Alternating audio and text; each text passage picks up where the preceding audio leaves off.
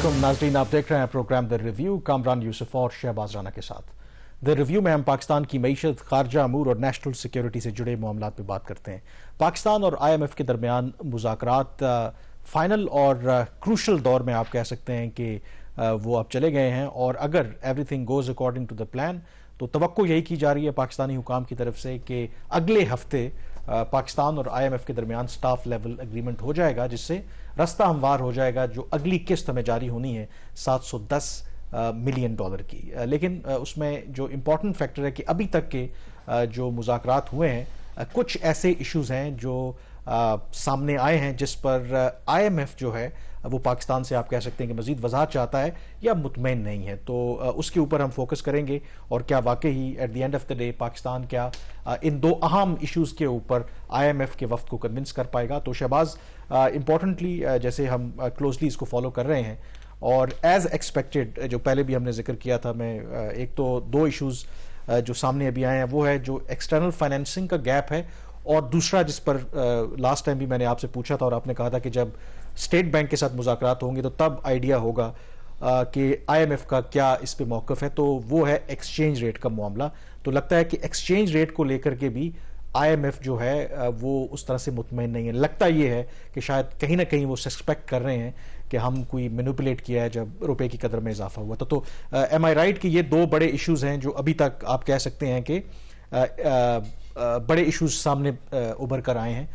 जी, overall तो यही दो बड़े इश्यूज हैं। इसके अलावा फिस्कल वाली साइड पे भी पिक्चर कंप्लीट नहीं है, क्योंकि जो रेवेन्यूज़ के जो अहदाफ हैं वो उसमें भी अभी तक तो ये ऑन टारगेट जा रहे हैं, बट ओवरऑल जो IMF की असेसमेंट होगी कि जो प्राइमरी बजट का सरप्लस का हदफ है इस पूरे माली साल का, क्या वो पाकिस्तान हासिल कर पाएगा या नहीं कर पाएगा, तो उसमें भी अगर कोई गैप आता है तो वो भी एक it can become another issue, और ये सिचुएशन मंडे तक वाज़ेह हो जाएगी। अभी तक की जो सूरत हाल है उसमें दो बड़े इशूज़ यही हैं, एक्सचेंज रेट मैनेजमेंट और दूसरा एक्सटर्नल फाइनेंसिंग गैप का।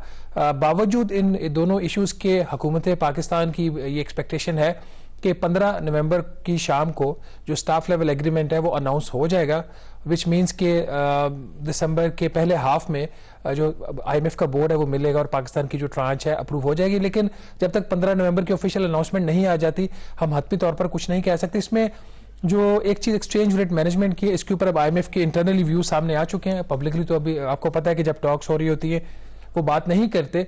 जब ये फैसला हुआ था कि रुपए की जो कदर वो 306 रुपए पे चला गया था $1, उसको नीचे लाने का फैसला हुआ, तो वो फैसला एक ऐसे था कि जैसे बस कहीं से हुक्म आया और इसको कर दो, फिर उसको करना शुरू कर दिया गया। एक्सचेंज कंपनीज से मुलाकातें हुई, कमर्शियल बैंक से हुई। आइडिया तो उस वक्त यही था कि जो होर्डिंग हो रही है, स्मगलिंग हो रही है, उसको अगर कंटेन किया जाए तो उससे कितना फर्क पड़ेगा रुपए की कदर के ऊपर। लेकिन फिर एक नंबर फ्लोट हुआ 248 250 रुपए का $1, वहां फिर उस सिमत में काम भी शुरू हो गया। और मेरा इसके ऊपर यही मौक़िफ़ था कि ये 270 280 की रेंज में जाएगा, इससे नीचे जा नहीं सकता। जो पाकिस्तान के इकोनॉमिक फंडामेंटल्स है वो वीक है। लेकिन आपका ये भी मौक़िफ़ था कि ये जब ज़ाहिर है कि ये चीज़ तो थी कि IMF के साथ मुज़ाकरात होंगे तो ये इशू तो बनेगा, क्योंकि हमेशा से माजी में भी ये एक बड़ा इशू रहा कि हम शायद एक्सचेंज मार्केट जो एक्सचेंज रेट के बजाय उसको मैनिपुलेट करते हैं, कंट्रोल करते हैं। लेकिन if I am not wrong, आपका ये मौक़िफ़ था कि ये जिस वजह से रुपए की कदर बेहतर हुई है उसमें एडमिनिस्ट्रेटिव मेजर्स हमने ज़्यादा लिए हैं, होर्डिंग हो, स्मगलिंग को हमने रोका, तो उस पर शायद IMF को उस तरीके से मतलब एतराज़ ना हो। अब जब ये मुज़ाकरात हुए हैं तो डू यू थिंक कि वो पाकिस्तान ने जो एडमिनिस्ट्रेटिव मेजर्स लिए हैं उससे IMF अग्री करता है, या उसको भी ये समझता है कि शायद वो जो मार्केट बेस्ड एक्सचेंज रेट है उस पर हम असरअंदाज होने की कोशिश कर रहे हैं? मेरा ख्याल इन्होंने कुछ ऐसे इकदाम किए थे अदर देन जो एडमिनिस्ट्रेटिव स्टेप्स थे, जहां पे इन्होंने पाकिस्तान और रुपए की कदर को इन्फ्लुएंस किया। जो कमर्शियल बैंक्स थी उनको कहा गया कि एक जो कमर्शियल बैंक है वो किसी दूसरे कमर्शियल बैंक से फॉरेन एक्सचेंज लेके अपनी ज़रूरियात पूरी नहीं करेगी, उसी हद तक वो लेटर ऑफ क्रेडिट खोले जिस हद तक उसके पास सरमाया खुद मौजूद है, किसी और से बारो करके ना करे। फिर इस किस्म की आपने देखा है कि जो ओपन मार्केट थी वहां पे भी जो फॉरेन करेंसी थी उसकी अवेलेबिलिटी एक मसला बन गया था। तो दोनों चीज़ें हुई हैं, करेंसी की स्मगलिंग और होर्डिंग के ऊपर भी एक्शन हुआ, और इसके साथ ही कुछ और भी एक्शन लिए गए जो कि एक्सचेंज मार्केट में इंटरवेंशन में आते हैं। हाँ, इन्होंने अपेरेंटली मार्केट के अंदर डॉलर्स फेंक के रुपए की कदर को डिफेंड नहीं किया। मसला ये होता है कि जब एक स्ट्रेटेजिक लेवल पे एक फैसला हो जाता है कि आपने काम करना, उसकी जो एग्जीक्यूशन होती है उसमें सारी चीज होती है, और जिसको एग्जीक्यूशन का तजर्बा ना हो वो फिर कुछ ऐसे इकदाम कर लेते हैं वो डिफेंडेबल नहीं होते। फॉर एग्जाम्पल 306 रुपए से डॉलर की जो उसकी वैल्यू थी वो ऐसे नीचे आई 276 रुपए पे 16 अक्टूबर को। अब 16 विदाउट एनी ब्रेक मुसलसल आप उसको उसमें एक आपको पैटर्न नजर आ रहा था, उस पैटर्न पे एक ऑब्जेक्शन है। अब जब हमें पता था कि अब IMF आ रहा है, इनको ये रुपया छोड़ना पड़ेगा, फिर 16 अक्टूबर से लेके आज तक उसमें फिर वापसी का सफर उसका शुरू हो गया। आज वो 287 रुपए पे क्लोज हुआ है इंटरबैंक के अंदर। तो ये दोनों चीजें गलत है। लेकिन उसकी फ्लिप साइड भी है ना, जो आपने कहा कि जब रुपए की कदर में कमी हो रही थी, जब वो 306 रुपए पर इंटरबैंक में था और ओपन मार्केट में तो वो 333 335 तक पहुंच गया था, तो उसमें भी जो डॉलर जब इतनी तेजी से बढ़ रहा था वो भी बिल्कुल एक अनयूजुअल चीज थी। मतलब वो भी तो एक स्पेकुलेटिव रोल उसमें ज्यादा था। उसमें भी तो ऐसा था ना कि जो एक्सचेंज कंपनीज हैं या जो मार्केट में प्लेयर बैठे हुए हैं वो भी उसको मैनिपुलेट कर रहे हैं। तो क्या IMF उसके हवाले से, क्या IMF अगर उस तरीके से लेट से कि रुपए की जो बेकदरी होती रहे और बुरी तरीके से हो, तो IMF is fine with that? नहीं, वो ये तो नहीं कहते ना कि आप स्पेकुलेशन को, जो मार्केट के अंदर इंटरवेंशन होती है, स्पेकुलेशन है, तो वो तो किसी साइड से भी आ सकती है। वो तो कोई भी गवर्नमेंट जो है या स्टेट सेंट्रल बैंक है वो तो उस चीज को बिल्कुल भी अलाउ नहीं करेगी, वो एक सेपरेट पॉइंट है। लेकिन कंट्रोल आप जब और ये फिर बातें जब बंद कमरों में भी होती हैं, चाहे वो मिलिट्री वाली साइड से हो, सिविलियन गवर्नमेंट वाली साइड से हो, इवेंचुअली बाहर आ जाती हैं। तो 248 250 रुपए का जो रेट था वो बाहर आया और कहा ये जा रहा था, बड़ा प्राउडली कहा जा रहा था कि हम उस तरफ इसको लेके जा रहे हैं। जैसे मैंने पहले कहा, मेरा मौक़िफ़ ये था कि 270-80 से नीचे नहीं जाएगा, इसके पीछे आपके इकोनॉमिक फंडामेंटल्स हैं।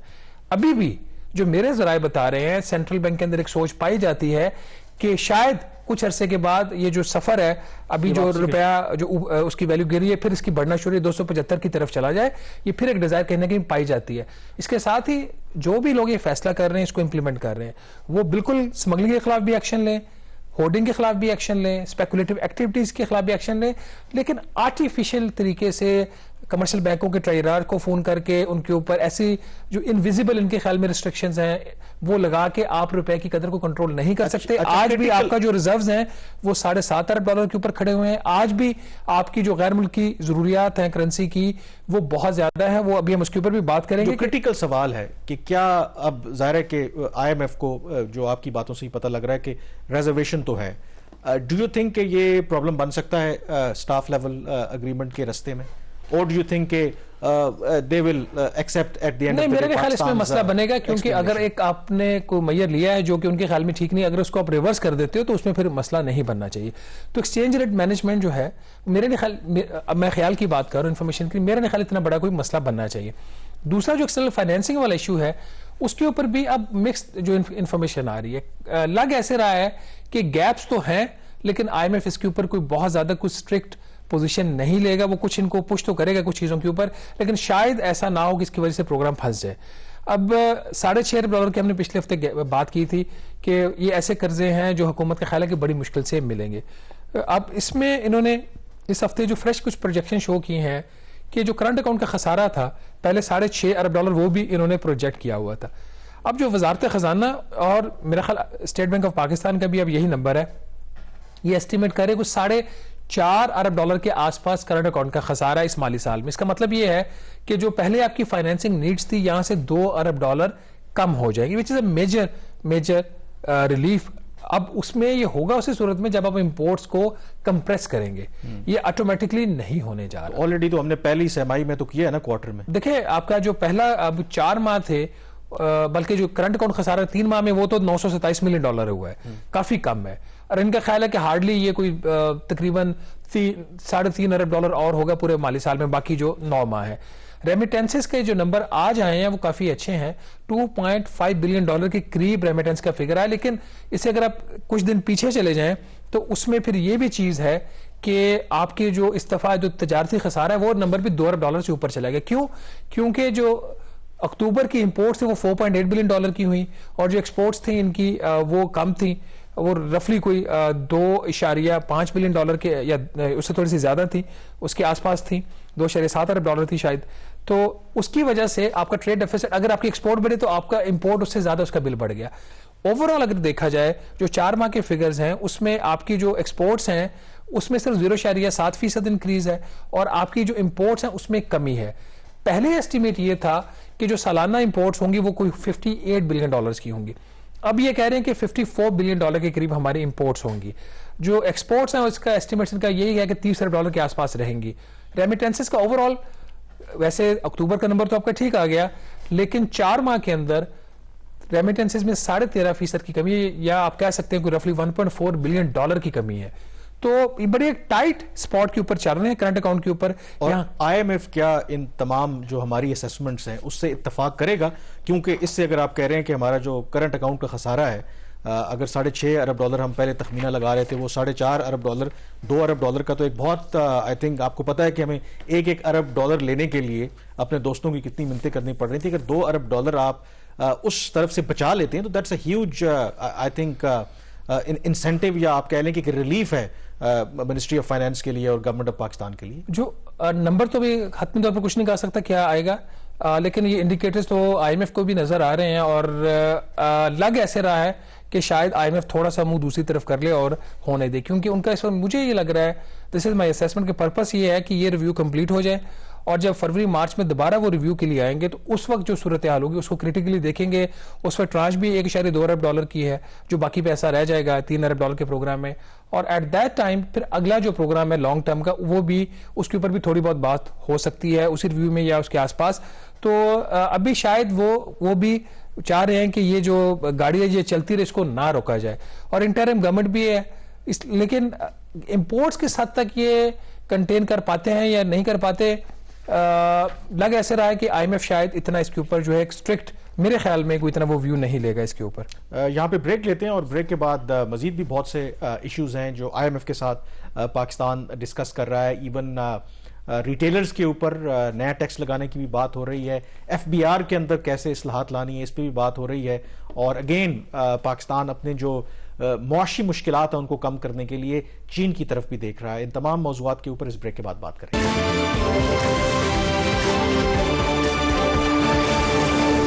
بریک کے بعد ایک دفعہ پھر آپ کو خوش آمدید کہتے ہیں. ہم بات کر رہے ہیں کہ پاکستان اور آئی ایم ایف کے درمیان مذاکرات جو ہیں وہ کروشل مرحلے میں داخل ہو گئے ہیں, اور توقع یہی کی جا رہی ہے پاکستانی حکام کی طرف سے کہ جب یہ مذاکرات ختم ہوں گے تو منطقی انجام تک پہنچیں گے اور سٹاف لیول اگریمنٹ پاکستان اور آئی ایم ایف کے درمیان ہو جائے گا.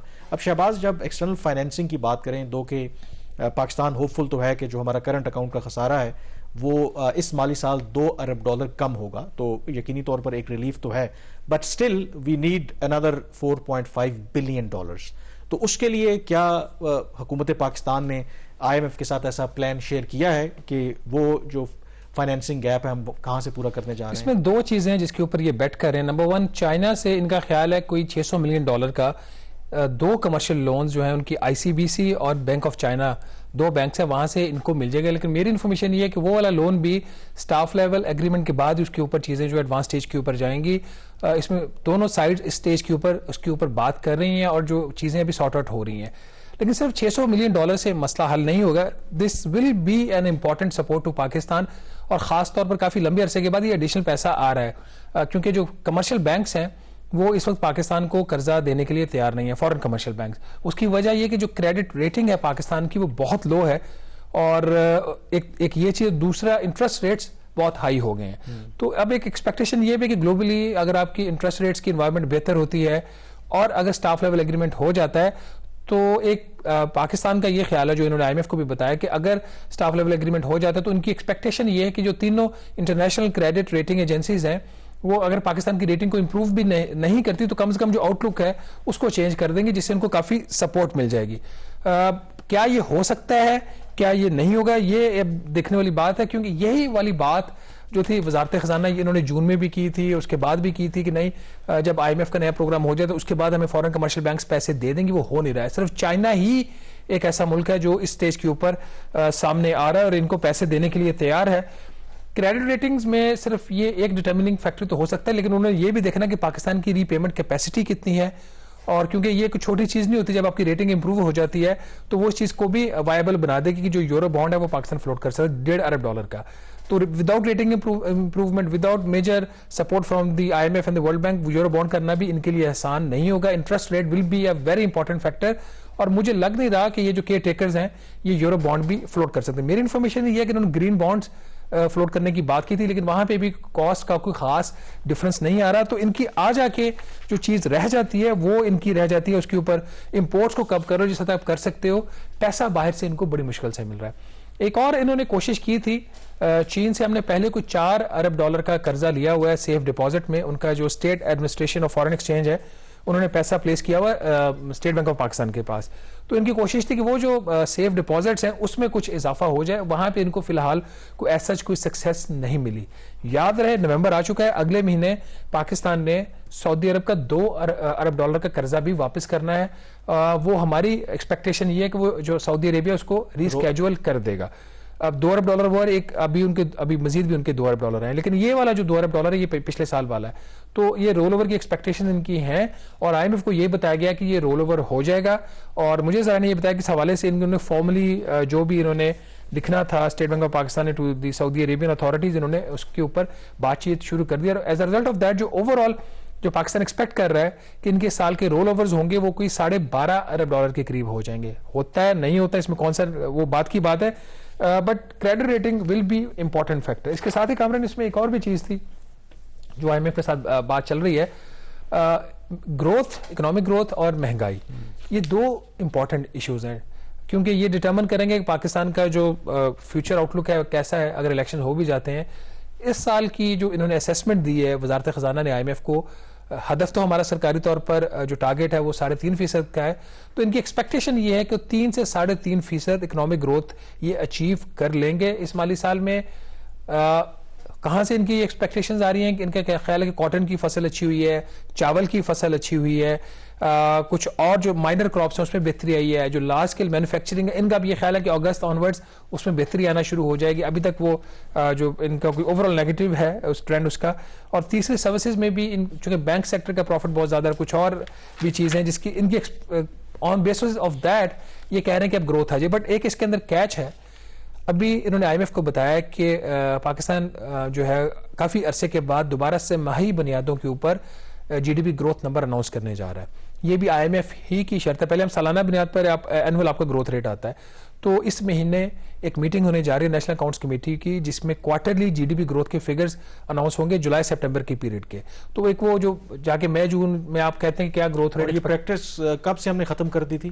یہ 2013 میں غالباً سٹارٹ ایک ہی دفعہ سٹارٹ لیا تھا. اچھا, اس وقت اسحاق ڈار صاحب وزیر خزانہ تھے, انہوں نے بھی جولائی سپٹمبر کے کوارٹر کے گروتھ ریٹ اراؤنڈ 5% آیا تھا تو وہ انہوں نے اناؤنس کیا تھا. لیکن پھر جب اکتوبر دسمبر کا پیریڈ آیا تو اس میں ایک ڈپ آئی, وہ جو گروتھ ریٹ 5 تھا وہ اس سے نیچے چلا گیا, تو پھر وہاں سے انہوں نے ڈسکنٹینیو کر دیا تھا. مطلب پولیٹیکلی اگر تو گروتھ ہو رہی ہو تو آبویسلی کوئی بھی جو پولیٹیکل گورنمنٹ ہے اس کے لیے آسان ہوتا ہے, دیکھیں جی گرو کر رہے ہیں. لیکن اگر نیگیٹو سائڈ پہ ہے تو پھر کیونکہ ہر چند مہینے کے بعد آبویسلی پھر ایک خبر بنتی ہے. But I think for the sake of transparency جو حقیقت ہے وہ حقیقت ہے. آئی تھنک لیکن اس کے اندر جو دوسری چیز امپورٹنٹ ہے, جو PDM نے اپنے دور میں ایک کلیم کیا تھا کہ GDP گروتھ ریٹ پچھلے مالی سال میں 0.3% تھا, وہ نمبر بھی ریوائز ہونے جا رہا ہے.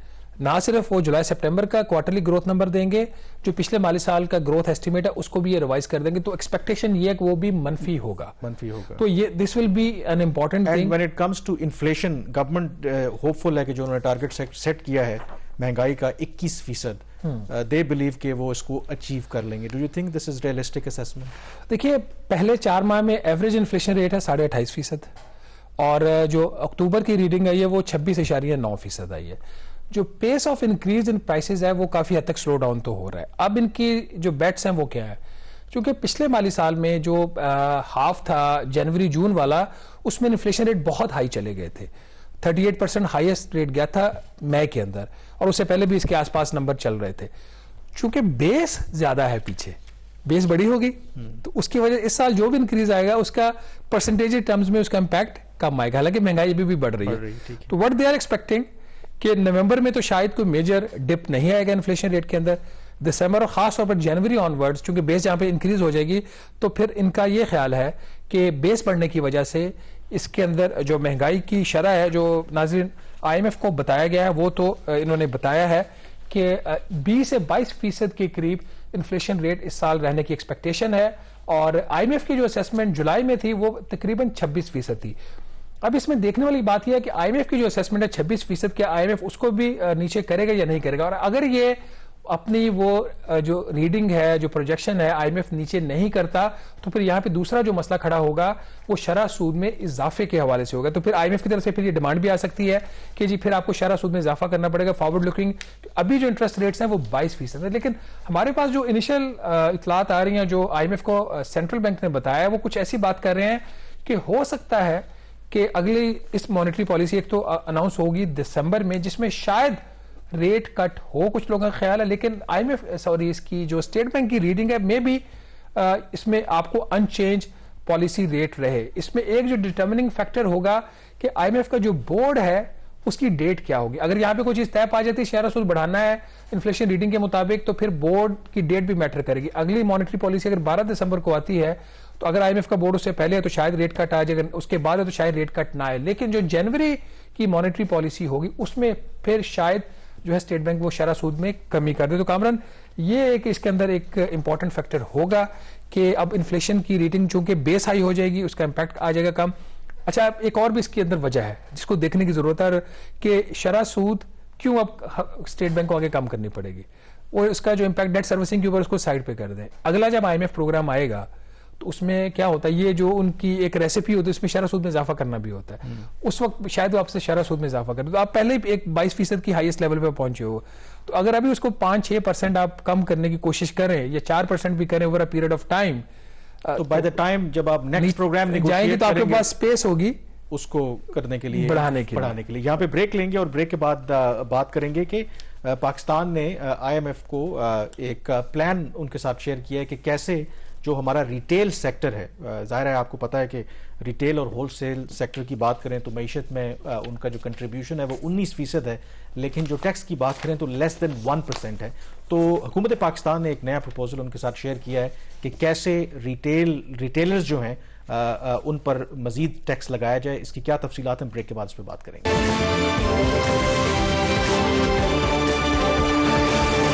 بریک کے بعد ایک دفعہ پھر آپ کو خوش آمدید کہتے ہیں. ہم بات کر رہے ہیں پاکستان اور IMF کے درمیان جو مذاکرات چل رہے ہیں، اور شہباز اگین ریونیو اور ٹیکس کلیکشن اندر میجر ایریا. اب اس میں جو پاکستان نے IMF کو یہ انڈیکیشن دی ہے یا پلان شیئر کیا ہے کہ فرام نیکسٹ ایئر یعنی کہ 1 جنوری 2024 جو ہمارا ریٹیل سیکٹر ہے اس کے اوپر ہم انڈیکیٹو انکم بیسڈ ٹیکس لگانے جا رہے ہیں. سب سے پہلے یہ انڈیکیٹو انکم بیسڈ کیا ٹیکس ہے، مطلب کیسے، اس کو ذرا اگر وضاحت کر دیں. دیکھیں جو ریٹیلرز کے حوالے سے ہمیشہ ہی ہر حکومت کے اوپر دباؤ رہا ہے کہ یہ ٹیکس نیٹ میں نہیں ہے، اور سیاسی وجوہات کی بنیادوں کے اوپر ان کو ٹیکس نیٹ سے باہر رکھا جاتا ہے. ان کے پاس شٹر ڈاؤن پاور ہے جس کا استعمال جنرل مشرف کے خلاف بھی کیا، انہوں نے باقی پولیٹیکل پارٹیز کے اگینسٹ بھی کیا، ایون کہ عمران خان صاحب کی گورنمنٹ نے ان کے ساتھ ایگریمنٹ کیا، کمپرومائز کیا. نواز شریف صاحب کی جو حکومتیں ہیں وہ تو اس میں بدنام ہے نا تاجروں کے حوالے سے، کیونکہ کہا جاتا ہے یہ ٹریڈیشنل ووٹ بینک ہے، وہ تو کمپرومائز کرتے ہی. ریالٹی ہے چونکہ آپ نے یہ بات کی جو PDM کی حکومت میں جب مفتاح اسماعیل فائنانس منسٹر تھے، جب یہ بجلی کے بلوں میں ان کے اوپر ٹیکس لگایا گیا تو مجھے اچھی طرح سے یاد ہے کہ جب شکایات موصول ہوئیں جو ٹریڈیشنلی PMLN کا ووٹ بینک ہے، تو مجھے اچھی طرح سے یاد ہے جو PMLN کی لیڈر ہیں مریم نواز، انہوں نے باقاعدہ طور پر ٹویٹر کے اوپر مفتاح اسماعیل کو ٹیگ کر کے کہا کہ جی اس مسئلے کا حل نکالیں، اور بعد میں پھر وہ ٹیکس ختم ہو گیا تھا. اور انہوں نے لاء کے اندر ایک پاور لے لی تھی کہ فیوچر میں اگر کوئی اس طرح کا یہ ٹیکس لگانا چاہیں تو یہ لگا سکتے ہیں. لیکن چونکہ PDM کی حکومت میں اتنی جان نہیں تھی کہ تاجروں کے سامنے کھڑے ہو سکے تو وہ ٹیکس دوبارہ لگا نہیں. بلکہ ایک دن میں FBR میں گیا تو دو بڑے ان کے سینئر ان کے جو ریپریزنٹیٹیوز ہیں ٹریڈرز کے، ایک لاہور سے اور ایک اسلام آباد سے، تو وہاں پہ وہ جا رہے تھے چیئرمین FBR سے ملنے. تو میں نے کہا کیا موڈ ہے؟ انہوں نے کہا جی موڈ کچھ بھی ہو ہم ٹیکس نہیں لگنے دیں گے. تو وہ دے ور سکسیسفل، لگنے نہیں دیا. ابھی آپ نے کہا کہ یہ کیا پلان ہے اور انڈیکیٹو انکم بیس کیا چیز ہے؟ کہا جاتا ہے کہ 40 سے 50 لاکھ تاجر ہیں، دکانیں ہیں پاکستان میں. یہ ایک ایسٹیمیٹس اور بیسڈ یہ ایسٹیمیٹس اس چیز کے اوپر ہے کہ جو ان شاپس کے اوپر بجلی کے جو کنیکشن لگے ہوئے ہیں اور گیس کے کنیکشن لگے ہوئے اس کی بیس کے اوپر یہ نمبر لیا جاتا ہے. لیکن ویری فیو تھاؤزینڈس جو ہیں وہ اپنا جو ریٹرن فائل کرتے ہیں یہ ٹیکس پے کرتے ہیں. تو اب حکومت کے پاس یا ایف بی آر کے پاس ایسا کوئی ڈیٹا نہیں ہے جس سے ان کی انکم کی اسیسمنٹ ہو سکے. ریٹرنز یہ لوگ فائل نہیں کرتے, نیٹ میں یہ آنا نہیں چاہتے. ان کو اگر کہیں پہ ایف بی آر کوئی ایکشن لیتا ہے تو ان کے جو حمایتی ہیں, ان کے جو ریپرزینٹیٹیوز ہیں, وہ سینٹ میں بیٹھے ہوں, وہ نیشنل اسمبلی میں بیٹھے ہوں, وہ چیخنے چلانا شروع کر دیتے ہیں. یونینز ہیں اور یونینز ہیں, اسلام آباد میں بیٹھے ہوئے ہیں, اگر آپ کسی ایک تاجر کے خلاف کوئی ایکشن لیں گے, ایف آئی آر ہوگی تو وہ سارا وہ مارکیٹ جو ہے بند کر, شٹر ڈاؤن کی جو پاور ہے اس کو یہ استعمال کرتے ہیں. تو چونکہ ان کے پاس کوئی ایسا اسیسمنٹ نہیں ہے ان کی انکم لیولز کیا ہیں, جو ایک وہ کبھی بات کہی جاتی تھی کہ ایکسپینڈیچر پیٹرن سے آپ کسی کی کنزمپشن سے آپ اندازہ لگا سکتے ہو کتنی انکم ارن کرتا ہے. یہ ساری باتیں ہی ہیں, آج تک یہ ایسا کچھ کر نہیں سکے. تو اب ایف بی آر کے پاس ایک ٹول ہے جسے کچھ ان کو اسیسمنٹ ہو سکتی ہے.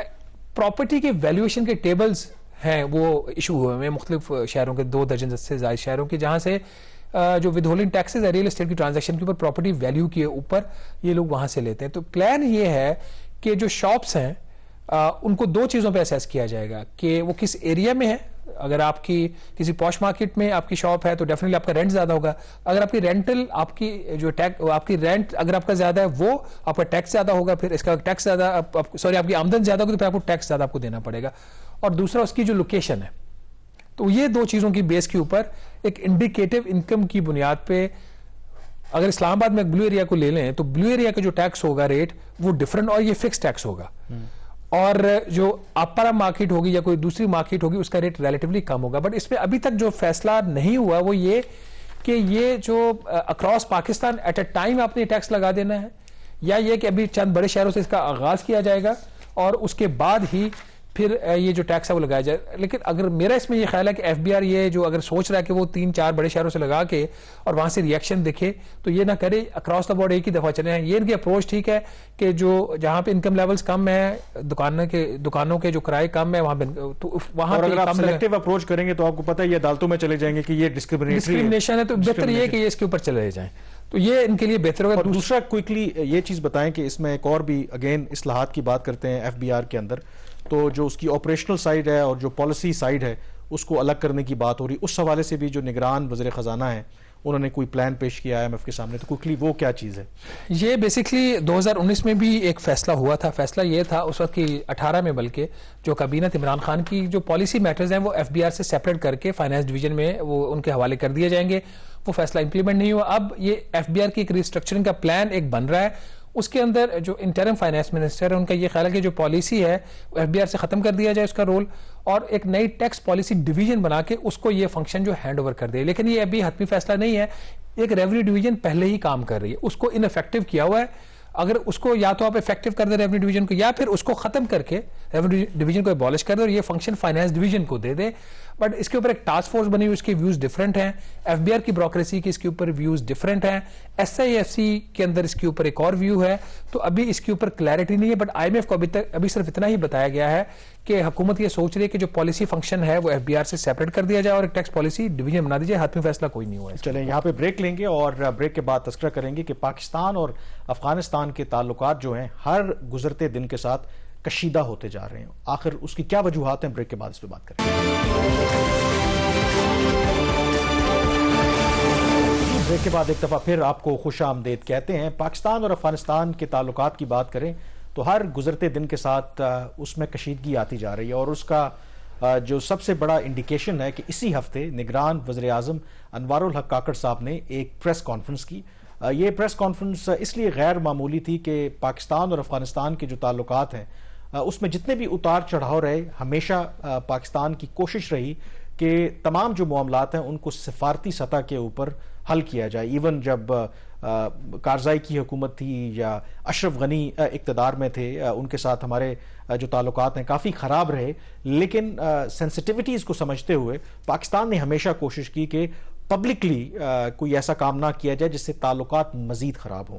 تو اس بیک گراؤنڈ کو سامنے رکھتے ہوئے جو انوار الحق کاکڑ صاحب کی پریس کانفرنس تھی 2 روز پہلے, وہ اس لیے غیر معمولی تھی کہ اس میں انہوں نے باقاعدہ طور پر افغان طالبان حکومت کے خلاف ایک چارج شیٹ دی ہے.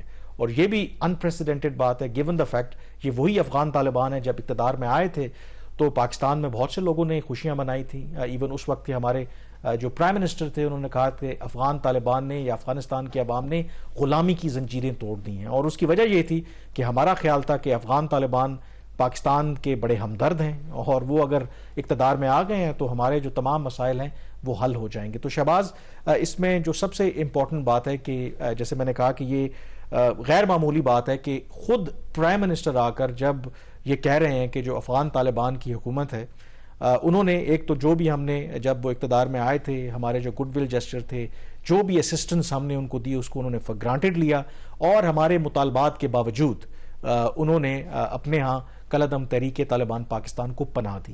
اور اسی پریس کانفرنس کے اندر انہوں نے میری ایک پرانی خبر کی بھی تصدیق کر دی کہ انہوں نے یہ کہا کہ پاکستان نے واضح طور پر فروری میں اس سال جب پی ڈی ایم کی حکومت تھی، وزیر دفاع تھے خواجہ آصف، ان کے ساتھ آئی ایس آئی کے سربراہ وہ بھی وہاں پہ گئے تھے، کہ وہاں پر افغان طالبان کی حکومت کو ایک واضح چوائس دی گئی تھی کہ آپ انتخاب کر لیں کہ آپ نے ٹی ٹی پی کا ساتھ دینا ہے یا پھر پاکستان کا ساتھ دینا ہے۔ تو فروری کے بعد آج تک پھر انہوں نے یہ بھی نمبرز بھی دیے کہ جب سے افغان طالبان اقتدار میں آئے ہیں پاکستان میں دہشت گردی کے واقعات میں 60% اضافہ ہوا ہے، خود کش حملوں میں 500% اضافہ ہوا ہے۔ تو مطلب یہ ہے کہ ان نمبرز کو اگر آپ سامنے رکھیں تو اٹ از کلیئر کہ ہم نے اگر افغان طالبان کو یہ چوائس دی بھی تھی تو لگتا یہ ہے کہ انہوں نے ٹی ٹی پی کو ترجیح دی ہے اپیرنٹلی اوور پاکستان۔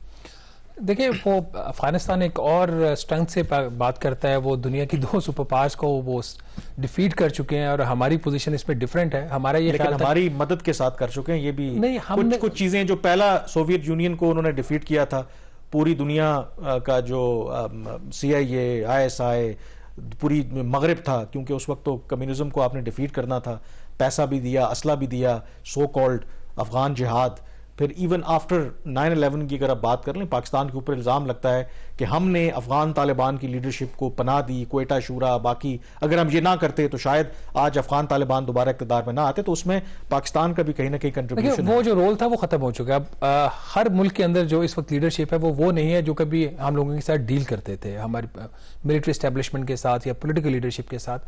بٹ جو پرائم منسٹر کی جو پریس کانفرنس تھی وہ تھوڑی سی میرے لیے ان یوزل تھی۔ وہ جو اسٹیٹمنٹ، ریٹن اسٹیٹمنٹ غالباً وہ پڑھ رہے تھے، اب ریٹن اسٹیٹمنٹ تھی، اس کے اندر جو چوائس آف ورڈز تھی وہ probably press secretary to the prime minister کی نہیں تھی۔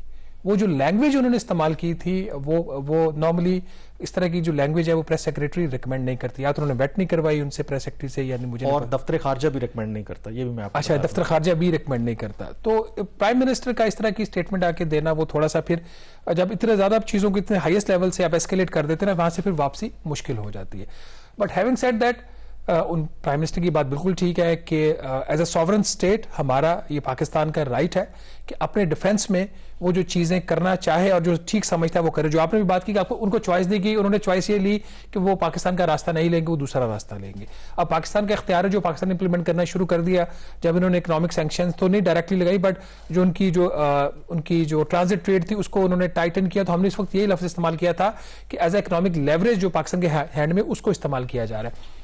اب یہاں پہ ایک سوال یہ پیدا ہوتا ہے کہ جو ایک یہ فیصلہ ہے کہ انٹرنیشنل فورا کے اوپر پاکستان جو ہے وہ افغانستان کی انٹرم گورنمنٹ کی سپورٹ نہیں کرے گا، ان کی ایڈوکیسی نہیں کرے گا۔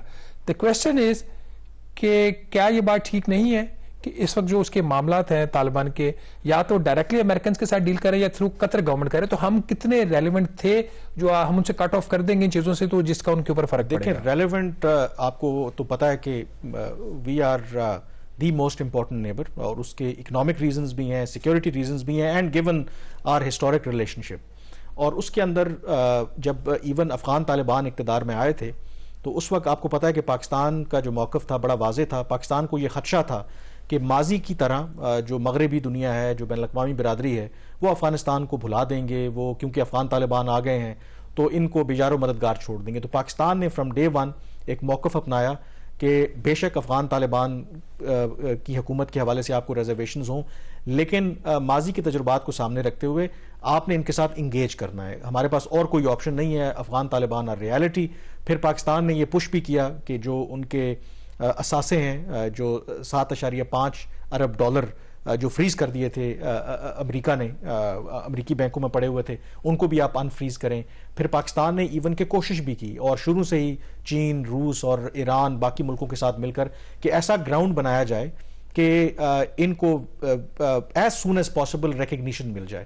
اور یہ مجھے بات بالکل جو ایک روڈ میپ طے کیا گیا تھا، اور اس میں ایون کہ اگست 2021 میں یہ اقتدار میں آئے تھے، اور پلان یہ تھا کہ مارچ 2022 تک اس حوالے سے کوئی بڑی موومنٹ ہوگی، اور اگر باقی ملک نہ صحیح تو کم از کم جو ریجن کے ممالک ہیں، پاکستان ہے، چین ہے، رشیا ہے، ایران ہے، باقی سینٹرل ایشین اسٹیٹس ہیں، وہ اس کو ریکگنائز کریں.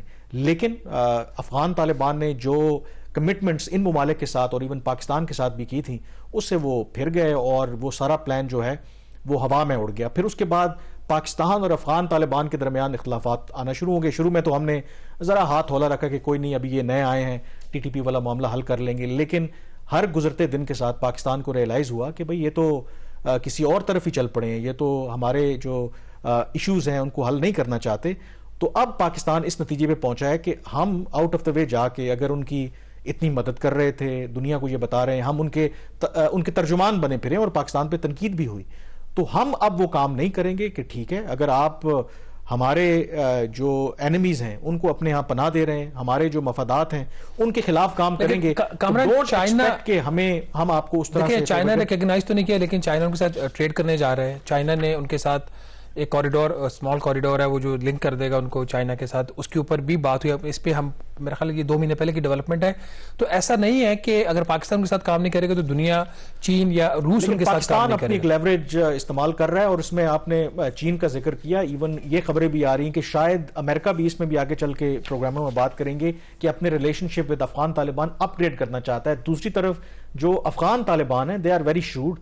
اسی ہفتے جو ان کے deputy prime minister on economic affairs ملا عبد الغنی برادر، انہوں نے ایران کا دورہ کیا، وہاں پہ چاہ بہار پورٹ پر بھی گئے، اور بات وہاں سے یہی خبریں سامنے آ رہی ہیں کہ وہ متبادل ڈھونڈ رہے ہیں کہ اگر پاکستان کے ساتھ افغانستان کے تعلقات خراب ہوتے ہیں، کراچی پورٹ کو استعمال کرنے کی پاکستان اگر اجازت نہیں دیتا یا ریسٹرکشنز لگاتا ہے، تو وہ چاہ بہار پورٹ کو استعمال کر کے باہر کی دنیا کے ساتھ تجارت کریں. تو سچویشن ایٹ دا مومنٹ اگر پاکستان اور افغانستان کے تعلقات کی بات کریں تو بہت ڈیلیکیٹ ہے. پروگرام دا ریویو سے اتنا ہی. مجھے کامران یوسف اور شہباز رانا کو اجازت دیجیے. اللہ حافظ.